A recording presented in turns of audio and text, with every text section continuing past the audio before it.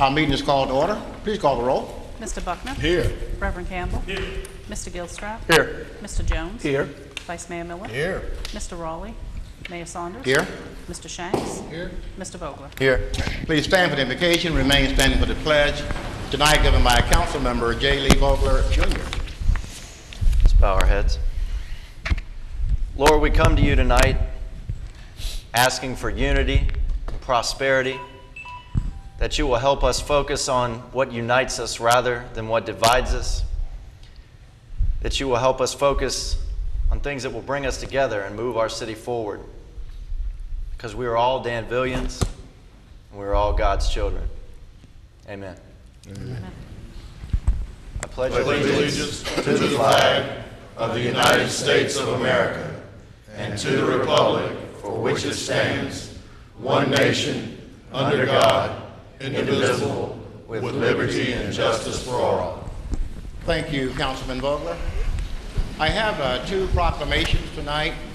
One for Business Appreciation Week. Ms. Gretchen Clark is here, if you would come forward, with the past chairperson of the Danville, Pennsylvania County Chamber of Commerce, and I will read the proclamation. Whereas the city of Danville is pleased to have a thriving base of business and industry to support the local economy, and whereas these businesses provide essential employment opportunities for the citizens of the city of Danville, and whereas these businesses provide local revenues from which the entire local citizenry benefits, and whereas these businesses also make significant contributions to our communities to promote educational opportunities for our children and promote a variety of activities which increase the quality of life of the area.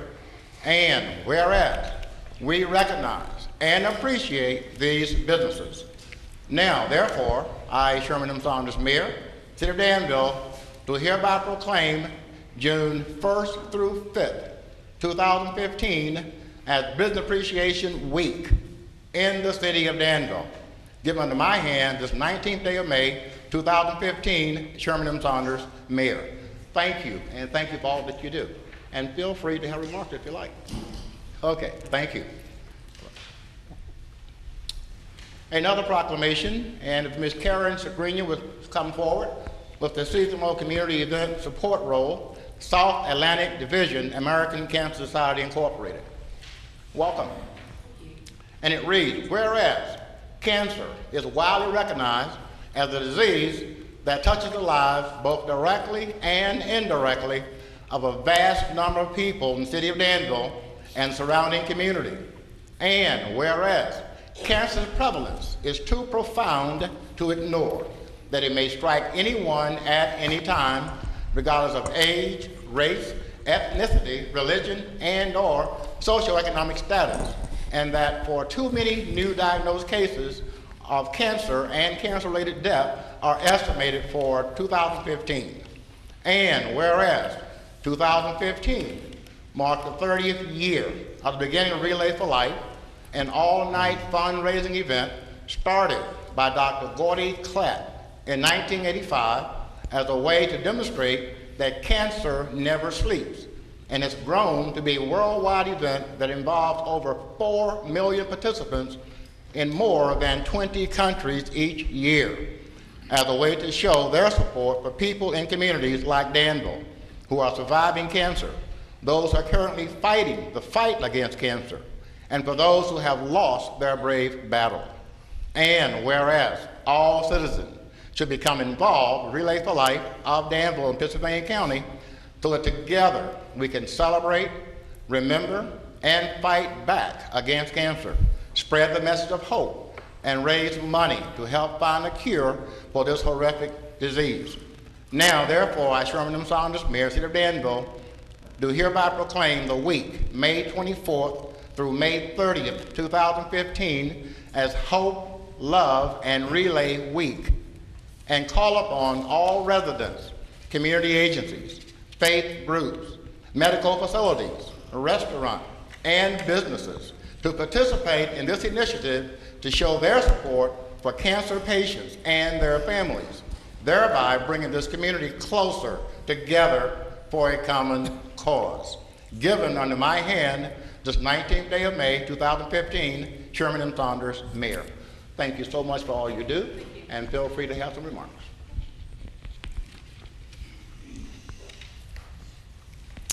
Thank you very much, and I just want to extend an invitation to everybody here to come out on May 30th at the Carrington Pavilion.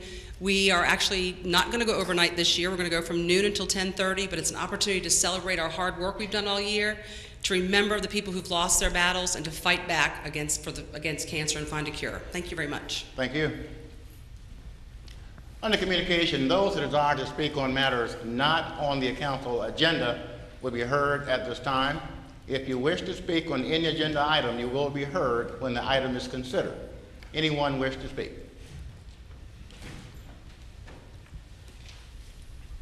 Welcome. Thank you.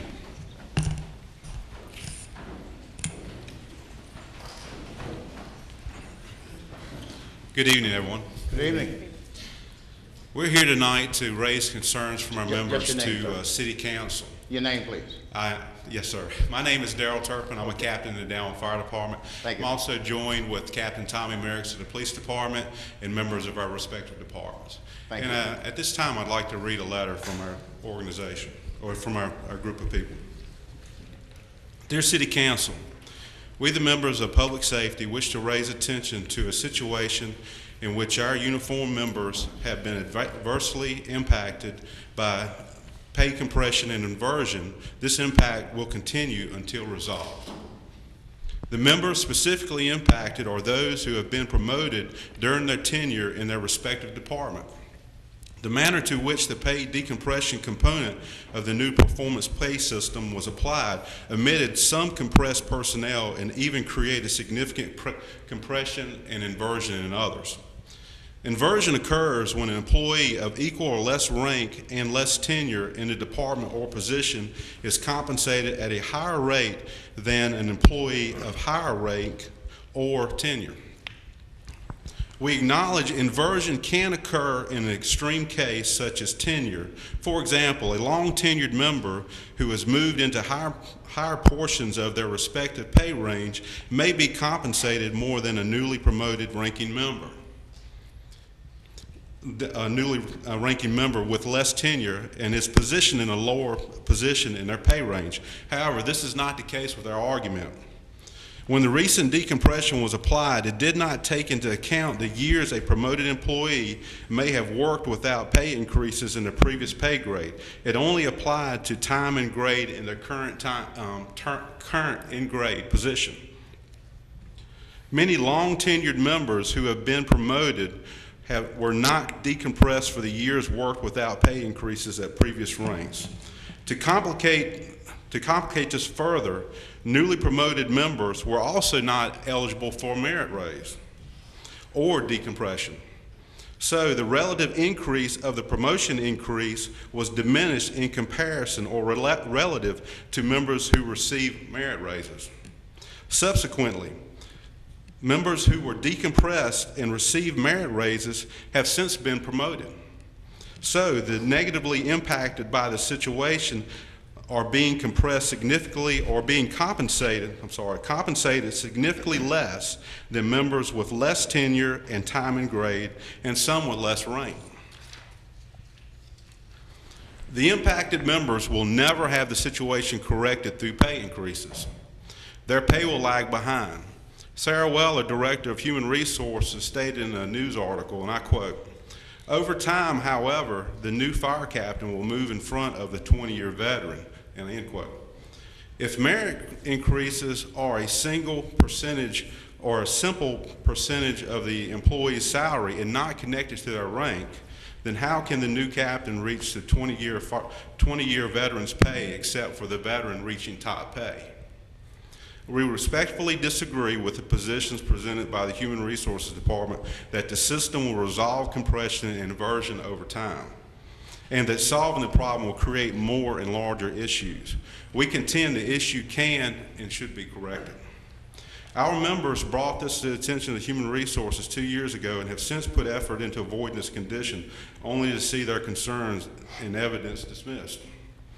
This situation is simply but significantly attached to the perception of how our members perceive they are valued by their employer.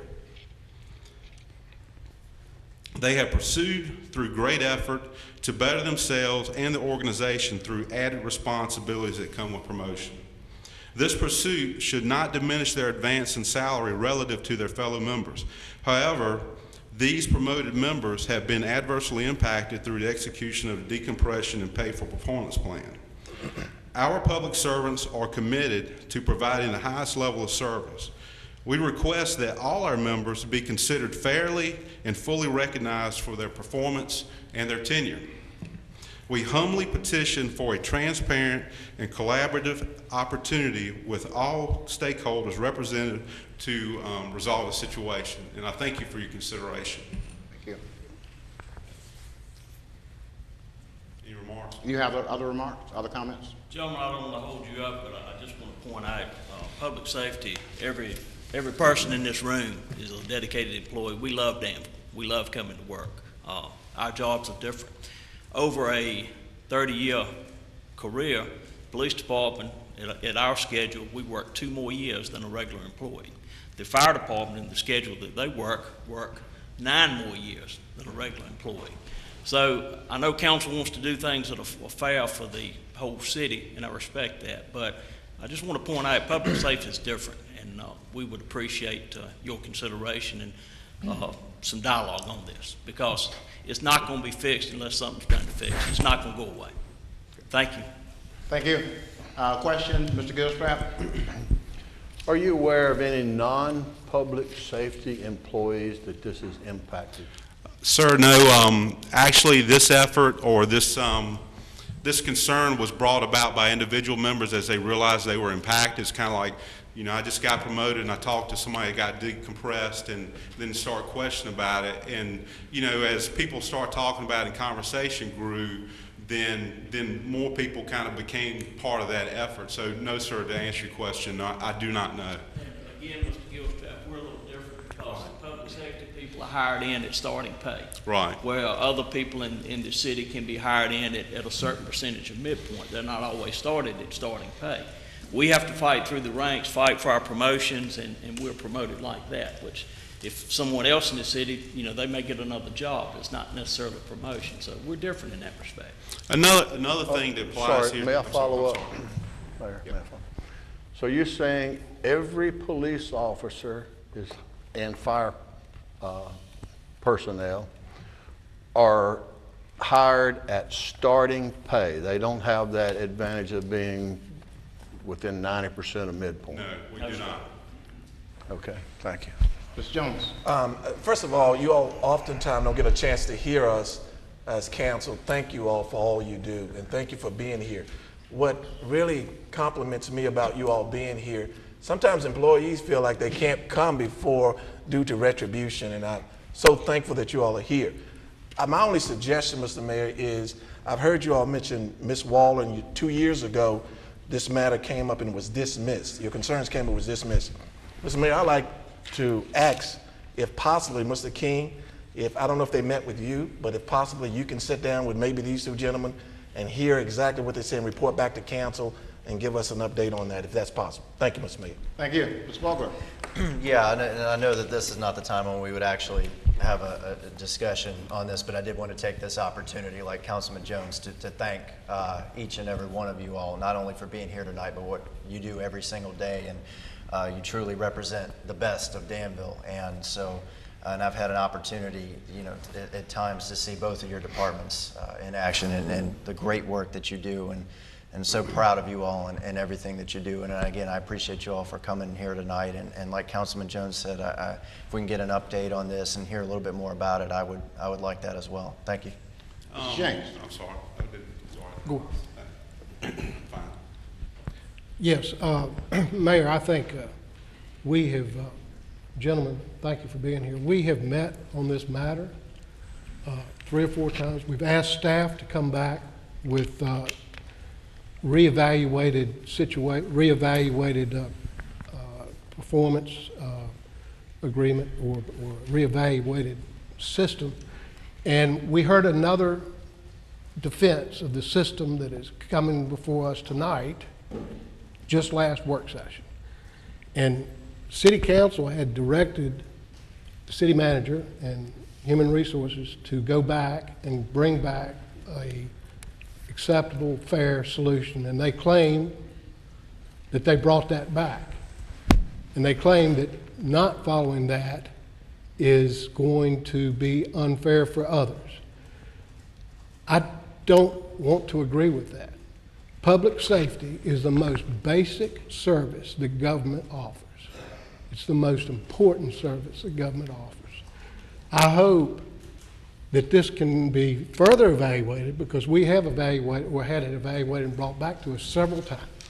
And it's frustrating to me to see this many public safety employees here again trying to present a fair case. And thank you for being here, and I hope council will revisit this in a very short order. Thank you. Mr. Vice Mayor? I think we need to revisit this. I mean, it's not one or two people. We keep hearing it again and again and again, and obviously it's a problem. We need to look at it more closely. We need to come up and satisfy more people here. This is just, I don't know. But I do appreciate you all coming. I'm very proud of the fire department, the police department, all the awards you've won. But you know what makes me feel the proudest and the warmest, fuzziest inside? I have no doubt that any man or woman in the fire department or in the police department wouldn't hesitate in coming in a burning building, risking their life, defending myself, my family, my employees, their families, or anybody in this room. Take a bullet for anybody else. It's just what you all have shown in the past, and I really appreciate what you do. Thank you. Thank you. Mr. Campbell? Yes, I appreciate each and every one of you all being here tonight to state your case. Council is very concerned, and we promise you that we want to do more, find out in detail what we can do. I have talked to many of you all, and I like what you said. You love the city of Danville. You're just not saying it, you're doing it. And we, elected officials and also represent the city of Danville, we are very concerned with your plight. Thank you, Mr. Butler. I just want to echo what everybody else has said. Thank you guys so much for everything you do for the city. You guys are the glue that hold us all together when we go nuts, and we thank you for it. Thank you guys a lot.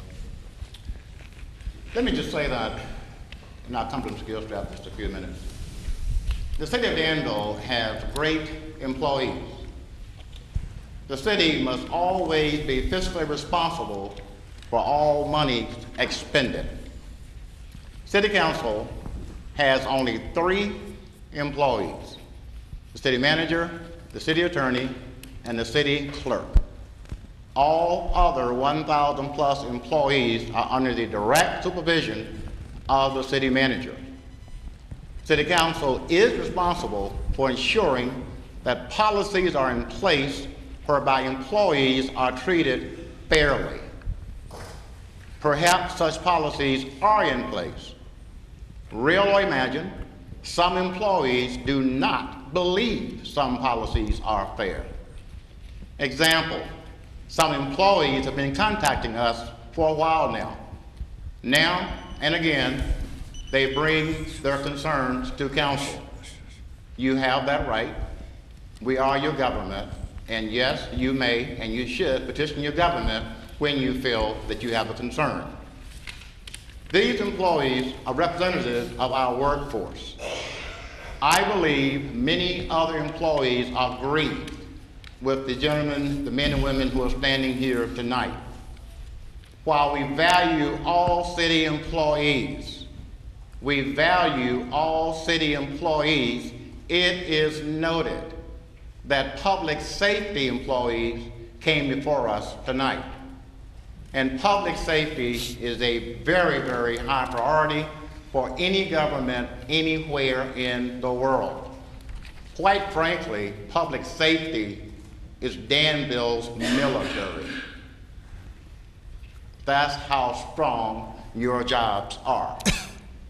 I find these concerns being expressed to be very, very concerning. For example, when new city police employees are hired, their average tenure is 6 years. 6 years. In today's world, we need tenured and experienced personnel, especially in law enforcement and public safety. And yes, that includes fire department. We need a system in place that will retain good employees as well as recruit employees for a lasting period of time. We must be a city where employees want to work and feel they are treated fairly. There have been and continue to be numerous complaints from city employees regarding pay, compensation, and other issues. Accordingly, I am asking the city manager, as you've heard other members tonight do the same thing, to meet with the necessary parties regarding expressed concerns before tonight, and afterward. After doing so, please develop a proposal that will address expressed employees' concern and bring recommendation to council for approval. This is Danville's military. You deserve the best, and you need to feel that you're being treated fairly, and you need to know that as well. Those are my comments. Mr. Gilstrap. I too want to thank you. I failed to thank you earlier. I just went right into the questions. But I want to also inform you that my position all along has been compression should not be tied with merit or pay for performance. Compression should be based solely on length of service, and I still support that. Anyone else? Thank you all very much for what you do. We really appreciate your service, and thank you so much, all of you. Thank you all. Thank you.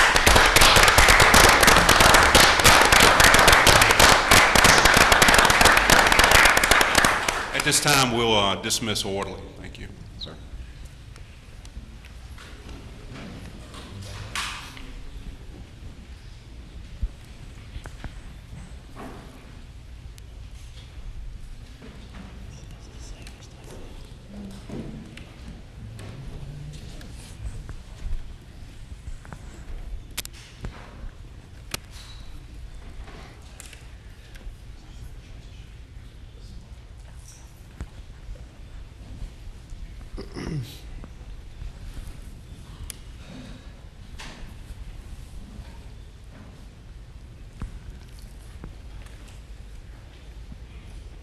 Anyone else wish to speak before council on any matter not on the agenda? Yes, ma'am.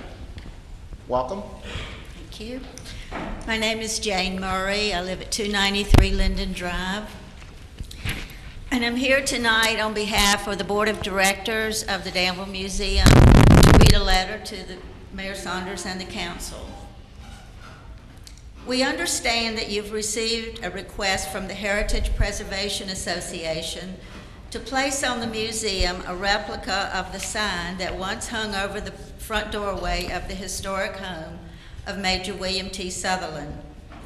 The dimensions were not provided, but we have been told that it would be a replica several feet in length and height, like the one placed above the front door in 1914, about 57 years after the building was built.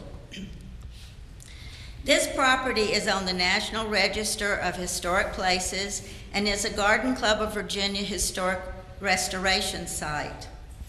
Since 1916, the City of Danville has maintained this building and grounds in excellent condition, and it has served our citizens as both a public library and a museum. We respect that the United Daughters of the Confederacy led the campaign to save the landmark from demolition. The UDC has partnered with both the city and the museum to help maintain it as a public place to learn about Danville's history. An existing bronze plaque by the front door and a Virginia historical marker recognize the significance of the property. While we appreciate the offer of the generous gift, the museum's board of directors does not feel that the sign is a necessary addition to the facade of the home. As you know, Danville's place in history was secured during the time when Major Sutherland and his family occupied the home. We have endeavored to maintain the building as a close approximation to what the building was during the period of history when the home was used for the final meeting of the Confederate Cabinet. To this end, the city and the museum jointly partnered a few years ago to re-landscape the grounds to represent more closely the grounds as they would have been when Major Sutherland lived there. The sign the HPA would like to replicate was added many years after Major Sutherland's death, and thus we do not believe its inclusion would complement what we have sought to achieve. If the members of the HPA are interested in contributing to the museum in another way, we would be pleased and grateful to accept a gift to help maintain the inside of the mansion or to fund a new exhibit. We are always in need of financial help. Finally, we appreciate the HPA's interest in the museum. Thank you. Anyone else wish to speak on any, Mr. Vice Mayor? Put your hand up. I just have a question of the attorney, but I don't know if it's appropriate now or. Can we do it after the Yes, public hearing? yeah. Okay. Anyone else wish to speak on any item not on the agenda?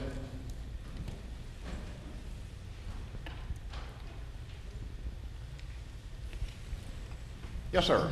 Good evening. My name is Wayne Bird. Good evening. President of the Heritage Preservation Association. Live at 6435 Mountain Hill Road, Ringgold, Virginia. I like the history that Ms. Murray just gave on the building. It's about what I wanted to speak with the council about. The thing of it being on the registry of historical places, it wasn't because William T. Sutherland lived there. It was because it is the last capital of the Confederacy. And it is a Danville Confederate memorial. That was the original intent of saving the property. Frank Talbot and Mr. Holland, Mr. Carrington, even Mr. Wooding formed the Danville Confederate Memorial Association. They could have put Danville Confederate Memorial over the top of the building, which would have been kind of redundant being that it's in Danville. So Confederate Memorial, and that's what they saved the property for, was for that reason. And the museum, I mean not the museum, but the public library, when it was leased the building in 1928 until then, the flag was, I mean not the flag, but the sign had been up over the main entrance for over 41 years. And they had no problem with it being it, because there's even postcards that say Danville Confederate Memorial Library. I know y'all have seen some of the pictures I've sent you, and there's a picture, I'm guessing about 1920, where the Confederate Memorial Association did own the building and tried to run a library, if you notice, on the left wing facing the building. The sign was originally put up there, like I said, to designate it as a Confederate memorial.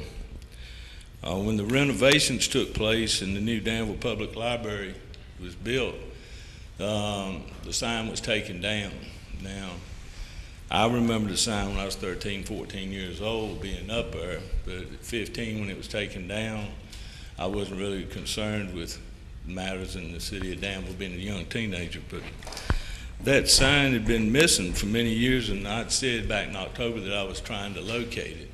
And from what I understand after searching for it, the letters were brass. They were 12 inches tall.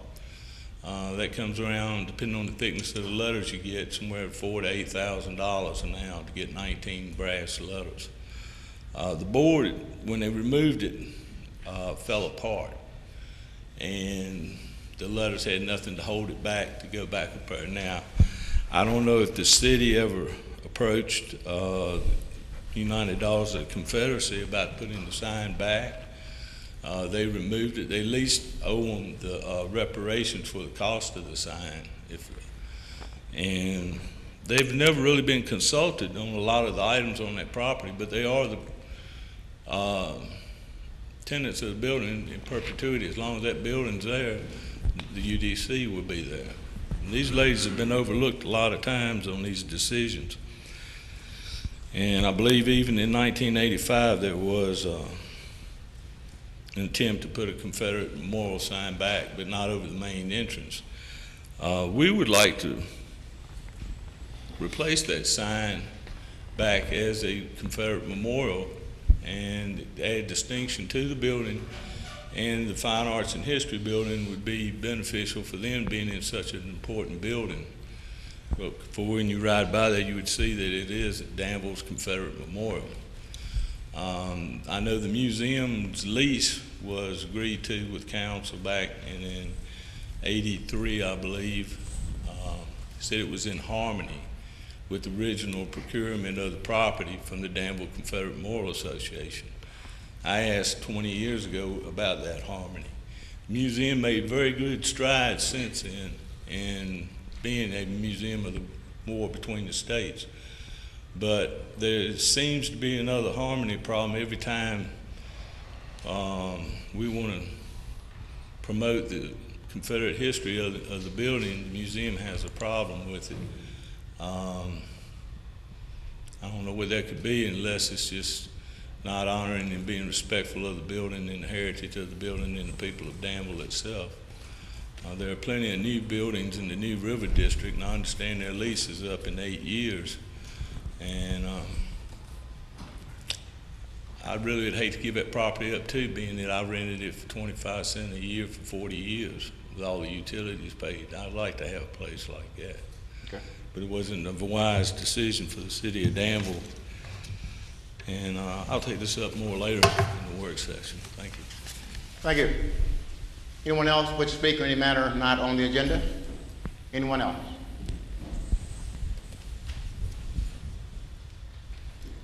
Yes, ma'am. Thank you. My name is Vernell Gwynn.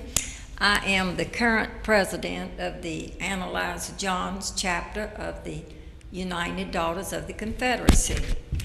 I have with me a picture of the building and several articles all the way from 1923 about issues that have come up about a sign or something pertaining to the building.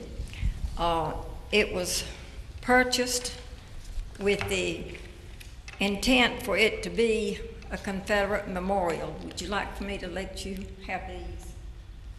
To the clerk, please. We appreciate that. Mr. Massey. Thank you. You have more? I would like to see the sign back up, and you know that place is really a gold mine for Danville, for tourists. The art museum could also be a gold mine. I think the two probably need to be separated to stop things like all of these articles I just handed her. One person wanting to do one thing and one another.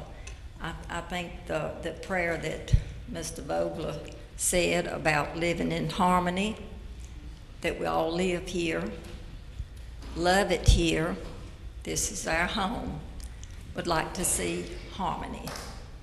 Thank you. Thank you. Anyone else wish to speak on any item? Yes, ma'am. Good evening, Mayor, City Council, City Manager. My name is Kara Burton. I'm the Executive Director of the Danville Museum of Fine Arts and History. You may have noticed placed in front of you this evening was an invitation to an exhibit opening this Friday. It is called, actually two exhibits, Mending a Nation, Civil Rights and Post-Civil War, Danville, Virginia, which highlights particular events since the Civil War that have taken place in Danville and are related to the Reconstruction Amendments.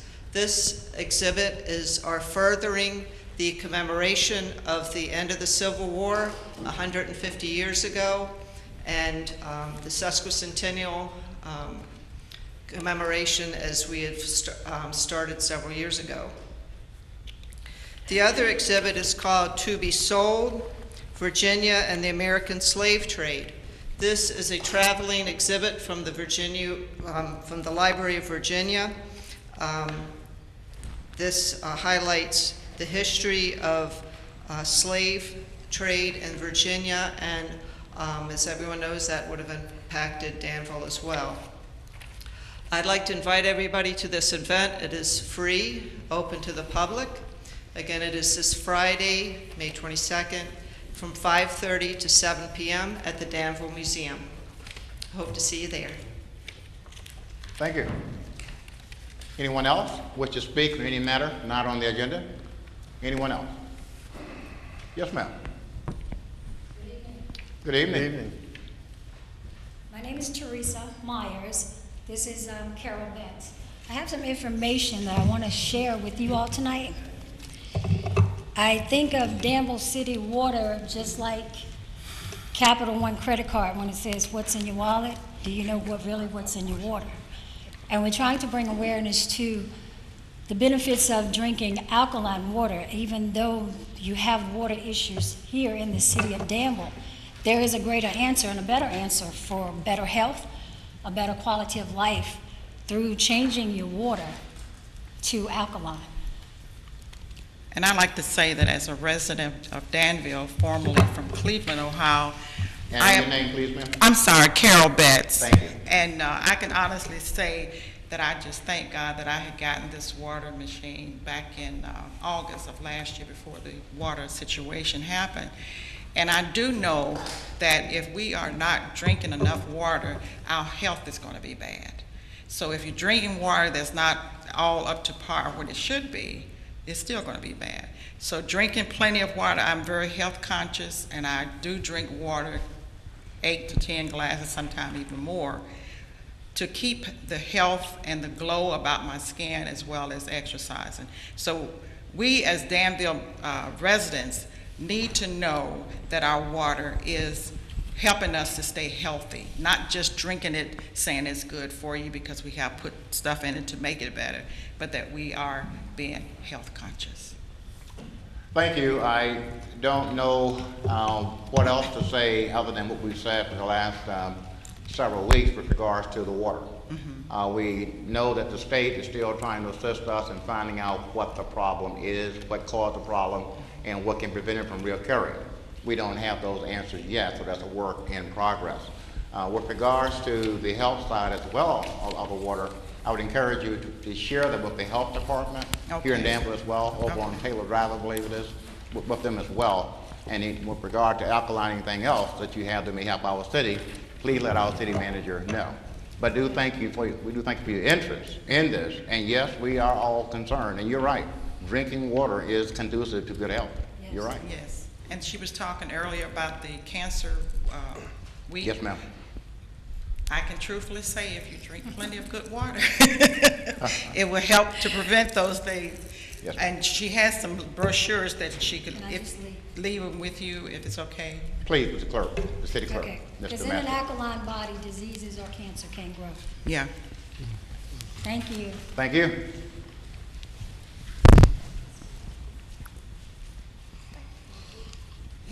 Anyone else wish to speak on any matter that's not on the agenda? Anyone else? Thank you. Is there a motion to approve our meeting minutes of April 21st, 2015? So moved. Mr. Vogler, the second. Mr. Campbell, discussion on the motion. Please call the roll. Mr. Buckner? Aye. Reverend Campbell? Aye. Mr. Gilstrap? Aye. Mr. Jones? Aye. Vice Mayor Miller? Aye. Mr. Raleigh? Mayor Saunders? Aye. Mr. Shanks? Aye. Mr. Vogler? Aye. Consideration of an ordinance amending the fiscal year 2015 budget appropriation ordinance for the city's rebranding kickoff event. Council, your pleasure. Mr. Gilstrap. Mr. Mayor, I move adoption of an ordinance amending the fiscal year 2015 budget appropriation ordinance by increasing revenues from the Danville Regional Foundation in an amount of $50,000 for the city's rebranding kickoff event and appropriating the same. Okay, second, Mr. Buckner. Discussion on the motion. Please call the roll. Reverend Campbell? Aye. Mr. Gilstrap? Aye. Mr. Jones? Aye. Vice Mayor Miller? Aye. Mr. Raleigh? Mayor Saunders? Aye. Mr. Shanks? Aye. Mr. Vogler? Aye. Mr. Buckner? Aye. Consideration fiscal year 2016 city budget and capital improvement plan. Council pleasure. Mr. Shanks. Mayor, I have a question. Do I have to wait for a motion? Yes. Motion before Mr. Walker. Will you make that motion? Will you hand to make the motion? Yes, yes, sir. Mr. Mayor, I move we adopt a resolution approving the budgets of the various funds of the City of Danville, Virginia for the fiscal year ending June 30th, 2016. Is there a second? Mr. Jones. Okay, discussion, Mr. Shanks. Yes, Mr. Mayor. There are, with regard to item B, there are several issues involving item B1 and B2 and B3 that may be worthy of further discussion.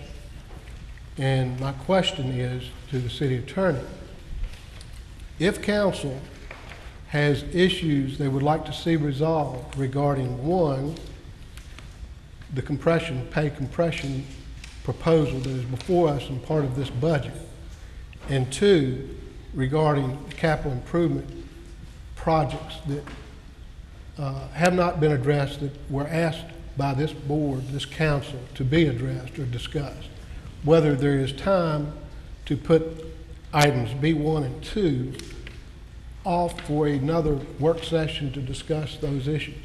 Yes, sir. The state, your budget must be passed by June 30th. And my next question, sir, Mayor, is whether council believes that it's something that can be resolved with regard to pay compression, merit pay, between now and maybe another work session, since the last work session was unproductive in addressing our concerns. I mean, we hear back and forth. Do we want one more before we approve the budget? And do we want to discuss a project that we haven't heard back from? Capital improvement project. So just lay that out. I don't have a motion before you. I just want to open that up for discussion. Okay, further discussion, Mr. Jones. Mr. Mayor, I agree with Mr. Shanks. My question to the attorney is, if we pass this, could we amend it if we wanted to add to the compression pipe? Could it be amended? Yes, sir. In fact, if you'll recall, many times during the year, you amend the budget through either appropriations or the receiving of money. So it could be amended. Is that the same thing as also with the capital projects improvement that Mr. Shanks is referencing? Yes, sir. So we can pass this and amend it? Yes, sir. Okay, thank you, Mr. Mayor. A quick comment then, Mr. Vogler, Mr. Shanks. All of us, majority of us, asked the manager to meet with public safety personnel to try to work out an agreement whereby it's a win-win for everyone, for the employees and for the city. And I hope it doesn't take a lot of time. We know the budget must be approved by June 30th, but whenever that plan is come to us and council is satisfied, Mr. Whitfield, and council wish to take proposed action that may necessitate a budget change, we can still make that change if we have voted for a budget by June 30th. Can't we? Yes, sir. Okay, all right. Thank you, Ms. Vogler. Yeah, just to follow up with what Councilman Jones said, and he kind of had the same question that I did. So passing this budget would not preclude us from making any of the adjustments in reference to the issues Councilman Shanks raised tonight. That's correct. Think of the budget as just your plan. The appropriation is the funding of that plan, and that's you pass all kinds of ordinances throughout the year to amend the appropriation ordinance in order to accomplish whatever purpose that may be. As a matter of fact, item A is one of those things that you did where you're amending the current fiscal year budget by adding money that you got for the kickoff of the River District branding campaign. Yeah, absolutely. And so this is something that we do all the time and are able to adjust. And there's things there's something we're going to talk about in the work session later tonight that could have an impact with budget issues in regards to fees and things, but it will not, what we're doing now will not prevent us from having that discussion and where we may go with that. So I'm comfortable with voting on the budget tonight the way it's written, with the understanding that we have the ability to make changes as needed on some of these issues. Thank you, Mayor. Thank you, Mr. Shanks. Yes, Mayor. I just would like to respond. I used to work in the General Assembly to promote bills for the profession that I'm in. And one of the favorite quotes they have on the Hill in Richmond is, "It's not about passing bills, it's about passing good bills." And I'm well aware that we can make amendments to the budget and amendments to the capital improvement plan. However, there is no urgency after we pass the budget to get it resolved. And this has been something that has been going on, and we've been provided information, asked for solutions, and haven't gotten the solutions that we had hoped. And I'm not really been out of shape about amending this thing or waiting or not passing it tonight. I do feel like if we do pass these items tonight, the urgency is gone. And so I would suggest we resolve to not just pass a bill, but pass a good bill. So with that in mind, I would like to offer a substitute motion. I would request that we table items B. I'm not sure if item 1 needs table, but B 1, 2, and 3 for a period of time that still requires us to meet the budgetary advertising requirements, yet allows us a chance to further discuss those 2 items. Is there a second to Mr. Shank's motion? Mr. Gilstrap? Would that be a second? That's a second, and I have a question. Okay, and we can discuss, Mr. Whitfield, we can discuss up to the motion. Yes. Mr. Gilstrap?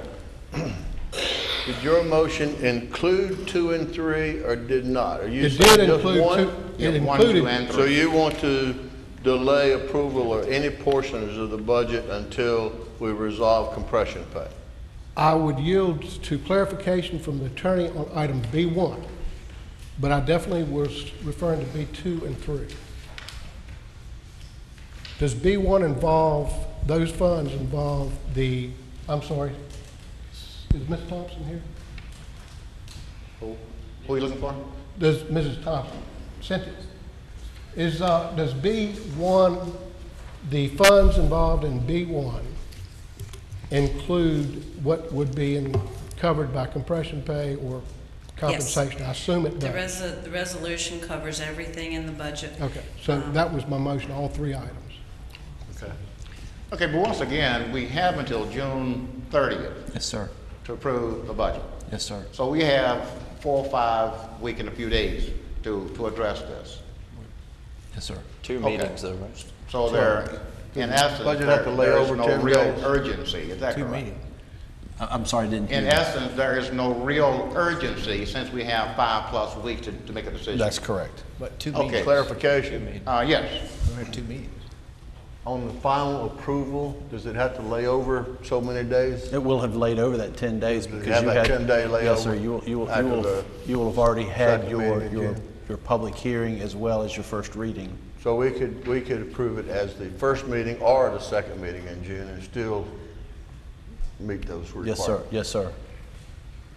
Ms. Jones, your hand up? Yes, I agree with Mr. Shanks again, but I think, and I guess we probably have to do this after we vote, I think we as a council need to put a timeline on our answer back resolving this, because I agree with Mr. Shanks, because I still don't think we put a timeline on when we want this to be resolved. We need an answer, and Mr. Mayor, I don't know if we need to yield to Mr. King to find out, because I agree with you, Mr. Shanks.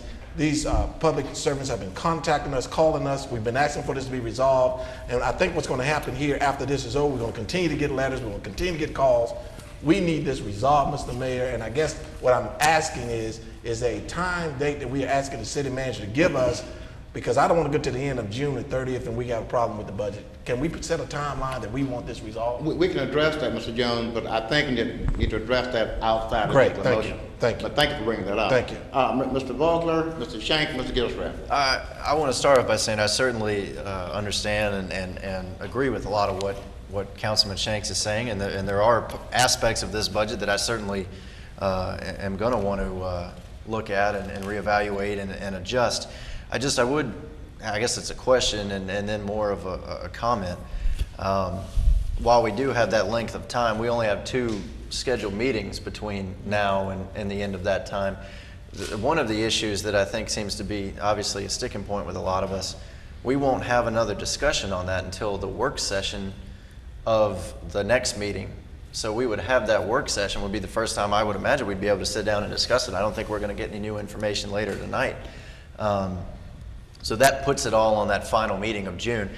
Again, I'd just say that we have the ability to vote on it tonight, and I understand what Councilman Shanks is saying about losing a sense of urgency on some of these other sticking points, but I think we've all been on this council long enough to know that some of us on council are pretty stubborn about issues when we don't agree with it and not going to let it die.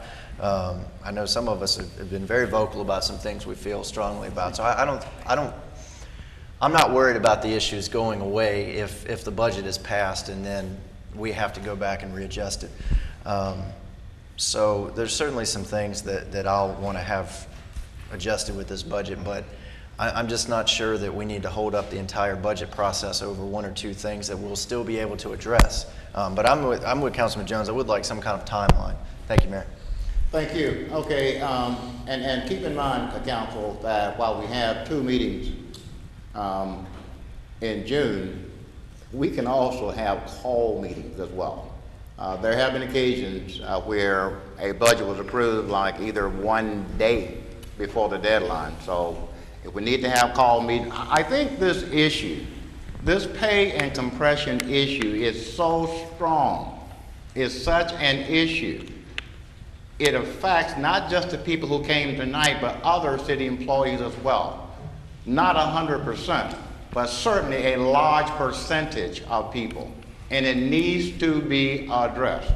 And I think that with the manager meeting with the people, coming up with a plan that both can agree on to bring to council, I think we can do that.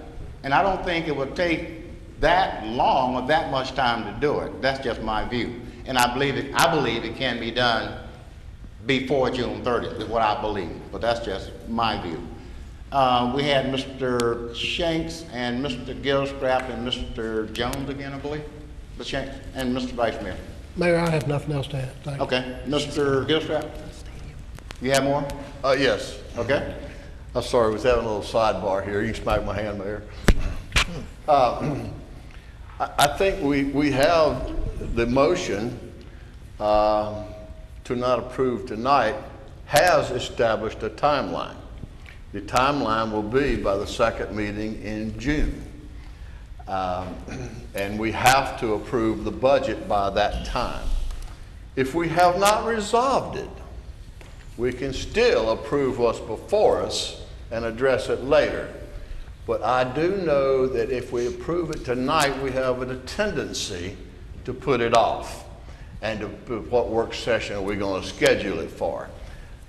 By approving this motion tonight makes it very clear to me that we're going to have to discuss it by the next work session, resolve it by the next work session, hopefully, and have it put into the budget. Also, Mr. Mayor, there's 2 sides to this. Usually, we need to approve this, but when we amend the budget, it's primarily for facilities or grants or what have you. If this involves appropriating a good sum of money, we do not advise taking it out of the reserve account because it's an ongoing. So we need to address how we're going to cover it revenue-wise or reduction in some other area. And I don't know that we normally do that in an amendment process. Okay, Mr. Vice Mayor. Yeah, I agree it's an important issue. And I think it's so important, I don't think anybody in this council is going to let it die until we get some resolution. I don't really think we need to hold hostage the whole budget over one issue. So I think we need to pass the budget. I mean, I don't think anybody's going to have a tendency to let this slide. And so I don't think this is a necessary step at all. I think we can pass the budget and we'll still get this issue resolved. Thank you. Okay, Mr. Jones, I'm getting very close to calling for a vote on the substitute motion. Mr. Jones, then Mr. Vogler. Mr. Mayor, I'll be brief. The public safety officers came before us and they stated to us that 2 years ago, their concerns were dismissed. Putting this off with the number of letters and calls that we have got, putting this off, I think is sending a message to our public safety officers that we heard you tonight, we're putting this off, to further get more information, to further discuss it. So, and therefore, you do not have to worry about these concerns being dismissed, because we did not vote on it tonight, because we are determined that we want answers, and we want better answers than what we received, and therefore putting this off, letting the public safety officers know that we are listening, we hear you, and we support you. Thank you, Mr. Mayor. Thank you. Mr. Vogler. Yeah, and I agree with what Alonzo said on that aspect. I had some questions about what this would do to some of the other aspects that are in this budget, and I guess I'll ask the city manager just for clarification. Some of the things that are in the budget, for instance, if we're having a study done or things like that nature, that would not take effect until July 1 anyway. That process would not, if we voted the budget in tonight, would that process still not begin in any kind of way until July 1, or would it begin tonight without the money aspect of it coming in until July 1? We customarily take administrative steps in preparation of the new fiscal year. So if there was a project, we might issue a request for proposals to design that project with no commitment of expenditure of funds until the beginning of the fiscal year. And if that project were to be removed, the vendor would be out his time preparing a proposal, but it has no financial consequence. So there are things like that. If you follow that and applied in a number of different ways. No financial transactions are taken before the 1st of July. But there are other steps that do begin once we pass the budget without, I'll go into the GW issue, for example, that is a part of this budget. That would begin, theoretically, that process could begin starting tonight if the budget passes, but if we table this, it won't begin until we pass the budget. Well, that would be an example where if it appears clear where council wants us to head, that we might, regardless of what happens tonight, we would prepare requests for proposals and we get that activity going. So that kind of thing would not be delayed one way or the other. But we're not going to spend any money or commit any funds until the budget is adopted and the fiscal year begins. Thank you. Well, that addressed my concern. I agree with what has been said here. It certainly is an important issue, and so I'm willing to support the tabling of the budget so that we can hopefully come to some kind of solution for this. Now hearing that it will not hold up some other things that were a part of this. Thank you, Mayor. Mr. Campbell. Yes, I just want to restate what is already said. Each council person tonight has stated how we support our police department and the fire department, and we must be strong in moving forward in this in any kind of way that we can. And if it's possible that it can be done before the budget is passed, I would love to see it done. If not, then we move forward. But I think it's something that we have to be very proactive on. Thank you. We're voting on the substitute motion, and Madam Clerk, will you please restate the motion, please? Mr. Shanks requested a motion to table items B1, B2, B3 for a period of time to allow for further discussion within the state advertising timeframe. Okay, please call the roll. Mr. Jones? Aye. Vice Mayor Miller? No.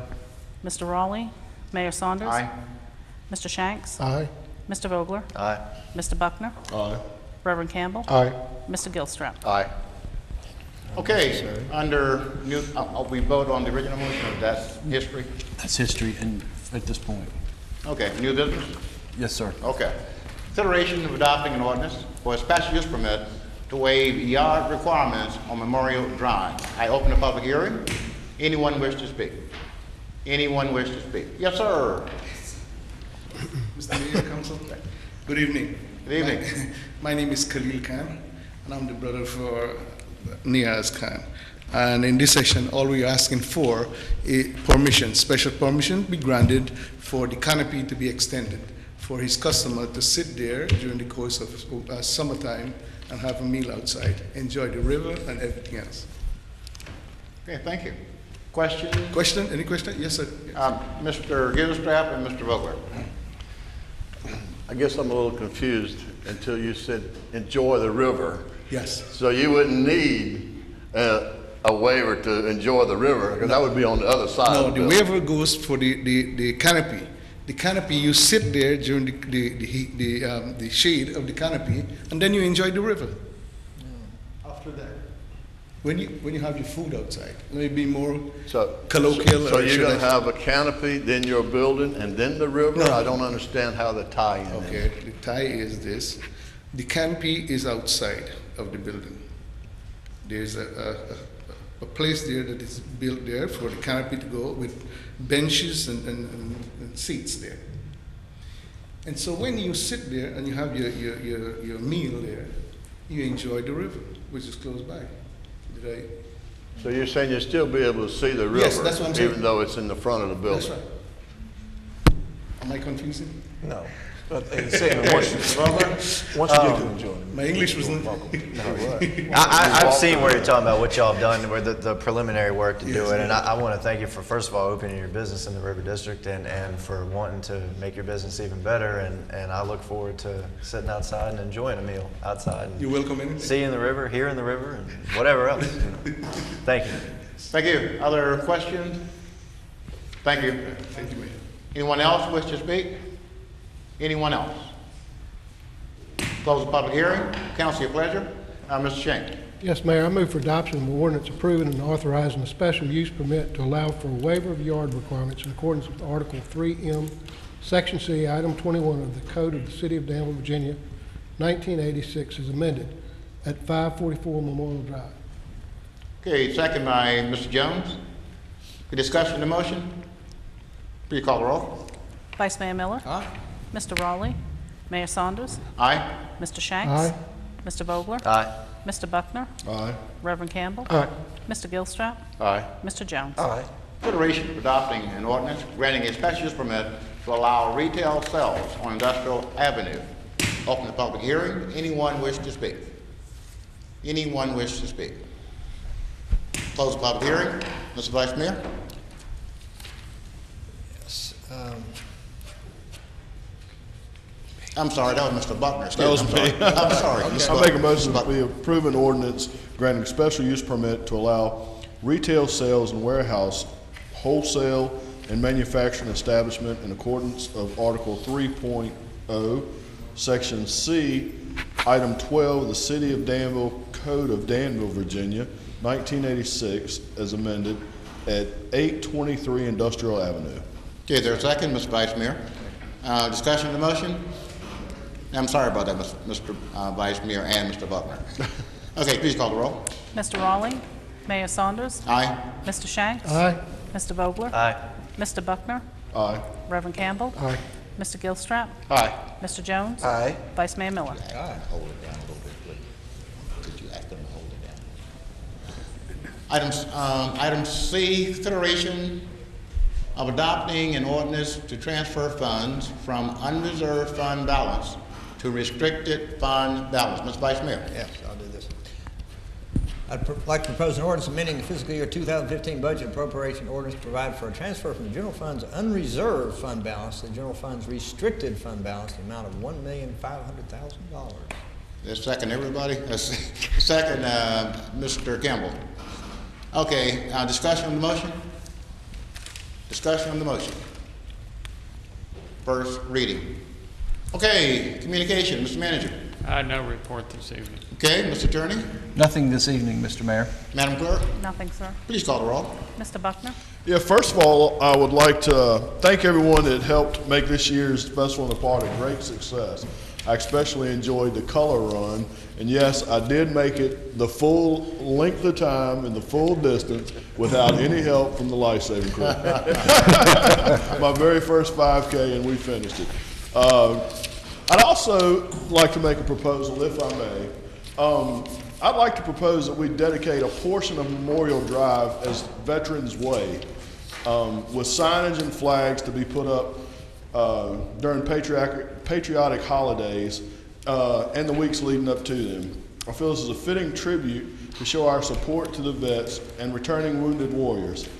I do know that the Fraternal Order of Eagles are willing to donate the city flags to the city for this purpose, And I'm sure the VFW and several other organizations would be willing to chip in as well.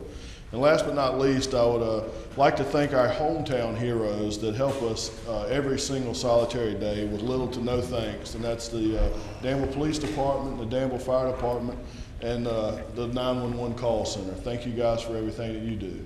Thank you, Mayor. Thank you. Reverend Campbell. Yes, briefly, last weekend was a glorious weekend. Danville shined to see all of the people that were here. I think it was over 40,000, and that's great. I'd like to salute all of the city workers, the Park and Recreation, for putting together such an outstanding festival in the park. And to our fire and police department, we honor them, and we just want to move forward and demand that you're asking for. Thank you, Mr. Mayor. Thank you. Mr. Gilstrap. I'd like to thank our everyone for attending tonight. It's been a very fruitful meeting, I think.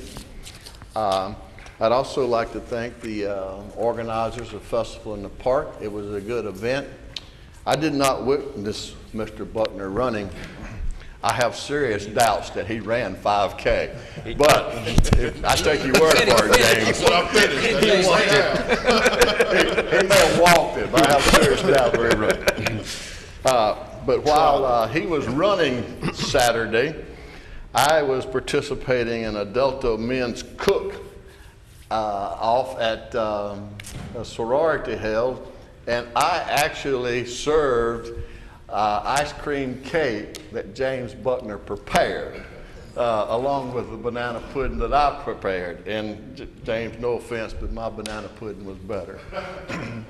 And last, I would like to thank council for the cooperative spirit, working together, and as always, coming to some resolutions that will benefit our city. Thank you. Thank you. Mr. Jones. Mr. Mayor, I can't thank, as been stated, the Festival in the Park, staff and vendors and the families. I was up there several days.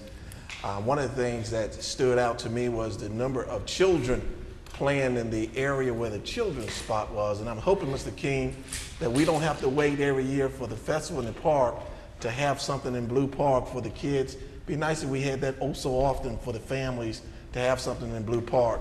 But also in regards to that, just want to say to Bruce Hedrick, we see him there all the time.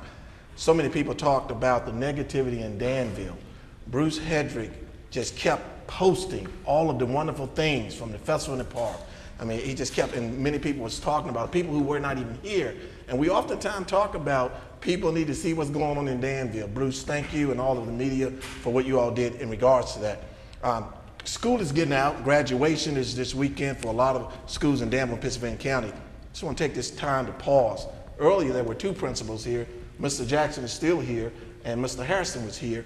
Just want to say thank you to all of our teachers, principals, administrators, school board members, parents, the number of the work that you all have done this year, and it's been tough with the budget and everything else. What you all have done for our young people and the number of young people who are graduating this weekend, just want to say thank you so much. And lastly, Mr. Mayor, oftentimes we give rewards and trophies and plaques to sometimes people who don't deserve them.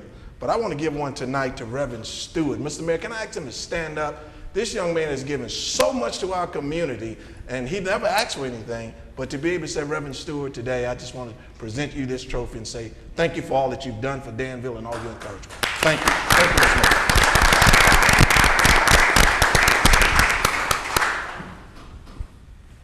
Vice Mayor Miller. Wow, there's nothing to do in Danville. Last weekend, the Festival in the Park. Didn't you love that man doing that sand castle? He was working away, fine sculpturing of that castle. Meanwhile, there's 30 kids in a sandbox playing beside him. They weren't paying a bit of attention to what he's doing, but they were working away as hard as he was. The museum had their Craft and Wine Festival. That was an outstanding event. Mike Mondell had his event for Boys and Girls Club. And there's nothing to do in Danville. This week we have Music on the Main on Thursday at 6:30, jazz music. There's too much to do in Danville. You can't get to it all. And then we go back to the track thing. I was out today with Robert Marshall, who's the track coach. I'm a former track man, long distance runner, marathon runner. I didn't say track star. I just said track man.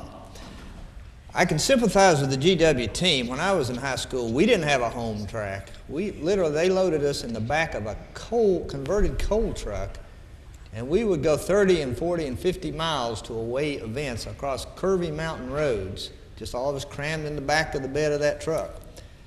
It wasn't until my senior year that we actually got a track. But it's appalling to me that the boys and girls at GW don't have a home track. They cannot have a home track mate. They don't have 8 lanes on their track. I sent several of the council members pictures. There's a sinkhole at one end from that creek. If you try to enlarge the track and put it over that sinkhole, it's going to look like a home in Florida when it collapses and disappears. Robert Marshall has a vision. He would like to see a polyurethane track where he can host regional and even state meets there. Asphalt won't do it. He would like to widen the lanes. But his bigger dream is he would like to get more kids involved. He wants to get disadvantaged kids that he knows have speed who could participate in track, and get them coming to track and participating in these things after school and not hanging around on the street corner and getting in trouble. So he really has a dream, and I think we need to support that. So I know the big emphasis is on the football field, but I think the whole stadium needs to be improved. And, you know, at first I was reticent about appropriating $1.5 million, but I think we needed to do that so we can show that we're serious. We need the support of the community and the funding and the contributions of the community. We can make a first-rate facility, but it's going to take all of us. The city council can't do it by themselves. Thank you. Thank you. Mr. Raleigh. Mr. Shanks. Just a couple of things. I know just what Dr. Miller was speaking about with regard to GW, the track, and the football stadium, the entire facility, is 100% supported by City Council and has been for years. I just want to thank John Gilstrap, Councilman Gilstrap, for getting this ball rolling, because we've talked about it, and John saw the opportunity was making itself available to us to start looking at it, and we came to the conclusion that City Council, the Danville School Board, would likely never have the funding, just as it hasn't for the last 20 years. So although we all support it, and I'm sure with public participation, a lot of it, because it'll take a lot of public funds or private people in private practice funds to help this happen. But the ball has started to roll, and I thank you, Councilman Gilstrap, for spearheading that.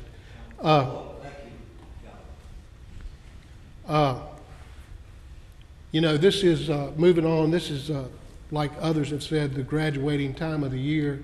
I know this past week there was the Graduates of Distinction program that Danville Public School does for their graduates. From what I understand, it was a great program. And I was able to go last year to see it because I just had an opportunity based on some folks that were there. But I know how wonderful that program is, and how important it is for the kids and the family and the teachers that are sponsored to come to that program. And I'm proud of those folks that were in the class of the distinctive class, but also all of the local students who will be graduating here in the next few days. And last comment is, I know from living on West Main Street how much work goes into the festival in the park. It's a week-long event, getting ready, and I'm sure it probably takes just as long not to take it down. I wasn't able to attend this year because I was out of town, but I can tell you the city employees put a lot of hours into that, and they do every year, just as many other functions. They do a wonderful job. I'd just like to say thank you to the city employees who made the festival in the park what I've read to be a wonderful event again this year. Thank you. Thank you. Mr. Vogler. The festival in the park was great this year, and for the first time, and I can't remember when, the weather was beautiful from start to finish. I think it's always been kind of an understood tradition and somewhat of a joke that it's going to rain, at some point during the festival in the park, just because of the time of year that it is. But this year we didn't get any rain, so we were very fortunate, very blessed, and a great event. My wife and I did run in the 5K, the color run, and John, you're right. I didn't see Councilman Buckner running in it. When Blair and I finished, we had time to, I think, go get a drink and come back, and then I saw James coming in. So but he was taking the scenic route and enjoying it. So no, it was a great event, and I do want to give Councilman Buckner credit for mentioning tonight his suggestion and proposal for Memorial Drive, and to have a section of it to be dedicated to veterans and to those who have served and continue to serve, and if we can have the flags, and I do know, like you mentioned, the Fraternal Order of Eagles has indicated they'd like to help in that regard, maybe some other organizations as well. I think it's a fantastic idea, and one that I support. I know Councilman Gilstrap, I think, was able to stop by earlier. The Big Launch Challenge out at the Institute today was held by the launch place, and I got a chance to get out there towards the latter part of it and to talk with some of the winners, and one of which was Tom and Jenny's Candy that makes candy. Tastes fantastic, and I later found out is actually good for you. It's got things in it that actually has some nutritional quality and things that help you with your teeth, and fantastic. I wish I could show you some of their products, but I enjoyed them too much before I got here. But they were good, and so many of the other winners. So it was a great event held today, and another part of some of the exciting things happening in Danville. Lastly, I too want to just touch on this GW subject of the athletic facility, and I don't want to call it a football field because it's already more than that. Soccer is there, and track, they practice there, and I know we'll have time later on when we actually start discussing the how, the where, and all of that, and may end up being, we'll see what comes out of the study. But I'm so glad that council has decided to take the lead on this issue, and something that quite frankly, I was down at the field earlier today and had a chance to see some of the young men practicing track and get to see the track up close, and quite frankly, I'm really, saddened and embarrassed that the track is in the shape that it's in right now. And so I'm so glad that we are going to be addressing this issue, because it is more than just a cosmetic issue. It's not just about making a better looking stadium. It is becoming a safety issue. I worry about those young men out there running on that track, twisting an ankle or something. In the field, we all know about the drainage issues there as well. We've had some fantastic teams these past several years, and football and the track team continues to do well despite the disadvantages they have of the facilities. And as we've mentioned before in here, this ties back to economic development. When industries are looking to locate here, when families are looking to locate here, as Councilman Gilstrap has so eloquently pointed out before, they look at the facilities that you have and what you have to offer for them. And right now, we are not putting forward a facility that I think represents our city well, and represents and gives the best opportunity for our young people to succeed. And like a lot of us on this council, I grew up playing sports. I know the benefit that it has in your life and the lessons that you learn along the way. So I'm so glad that we're going to have this discussion, and I know we'll get into the details more later. But our young people deserve it, and I think ultimately I hope we have a facility that not only benefits GW, but benefits our entire community, and something the entire city and even our region can be proud of and benefit from. So I look forward to that discussion, and I'm glad that Councilman Gilstrap has brought it up, and we've taken the steps tonight, or will take the steps to begin that process. Thank you, Mayor. Mayor Saunders. Congratulations to all of the high school and college graduates and their families. Major achievement, and we hope that you will, for those in high school, will go on to college and or some other advanced training institution. And for those who finish college, hope you find jobs, and we hope you find them here in our region. Also, special congratulations to Danville Community College and the Alliance for Excellence. Had the program last Sunday. About 350 people attended the event.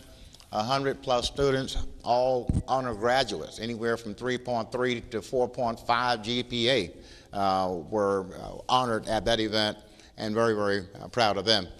Again, I can't say enough about our public safety employees. They do an excellent job, and they are, in fact, literally Danville's military, if you think about it. When there is a crisis, they go into action. and they deserve the best, and we need to make sure that they have what they need to do their job and that they can focus on their job and without any unnecessary stress and or things that would take away from their concentration and, again, doing their job. Again, I'm just alarmed at the average tenure of new police officers in Danville, 6 years. We need to do something to attract people to apply for these jobs. Our department have something whereby they want to stay in these jobs. We need experienced personnel very, very badly. A lot of people are about to retire, and we need the experience. So we need something that's conducive, something that will attract them to Danville and make them want to stay because of what Danville do for its public safety employees.